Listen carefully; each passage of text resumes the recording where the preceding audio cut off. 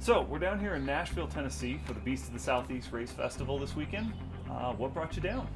Well, met Craig down in Florida, and I'm really excited for the spectators to be able to see us. It's not often you get to race an off-road race with 4 or 5 loops, other than at a world or a national championship format, and it's going to be pretty exciting to see all these people and kind of really have an idea where you are in the race.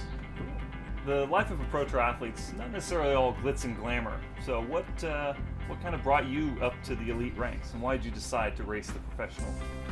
Well, I think it's a pretty cool chance to test myself against people who are just excellent, top-notch athletes. And I ran and swam in college at Adelphi University, and I still currently coach college swimming. So kind of still having a feel for competition, still having a feel for the hard training days day in and day out, really helps me relate to my athletes a lot more. And they know not to complain as much because I might have worked harder than them that day. And I still get to do some pretty hard swimming sets and still chirp the guys a little bit on make sure their times are still rolling with the old man here. So That's funny. You get to go out and remind those kids who's boss. I don't think there's any reminding of that, but remind that I'm still in sight. They're up there, I'm back here, but it's still fun. So yeah, but it's a pretty cool ride. You meet a lot of interesting people, and you get to race on some pretty cool venues, and it's pretty exciting.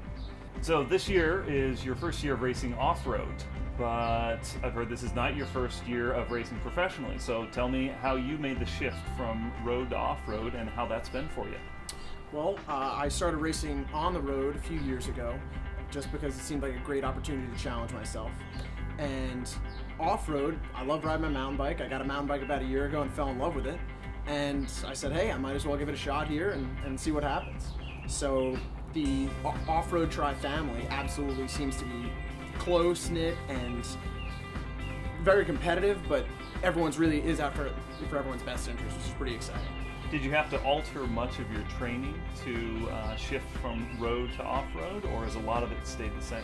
Some of the number of hours in training has stayed similar, but I live in upstate New York, so training on the trails in 2 feet of snow is not often an option. There are other things you can do, so there are the different trainer sessions and things like that. My coach has altered some of the workouts, but spending as much time on the mountain bike as possible. You know how it is.